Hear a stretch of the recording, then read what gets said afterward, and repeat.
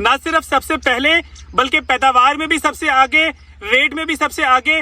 माशाल्लाह से मेरे साथ फार्मर मौजूद हैं, हर दूसरे दिन 5 मन ये गाला 455 से प्रोडक्शन ले रहे हैं।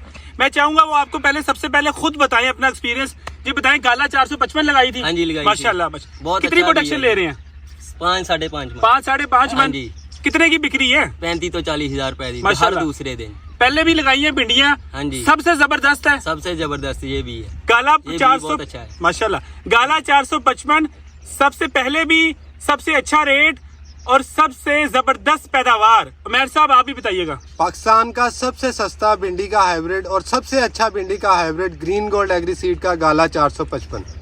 कहीं और जाने की जरूरत नहीं है, रेट में भी आपको सबसे कम जो नजर आएगी वो गाला 455 नजर आएगी। तो अगर आप चाहते हैं कि आप 5 मन से ज्यादा प्रोडक्शन लें तो सिर्फ वैरायटी का इंतखाब करें। गाला 455 ग्रीन गोल्ड जिंदाबाद।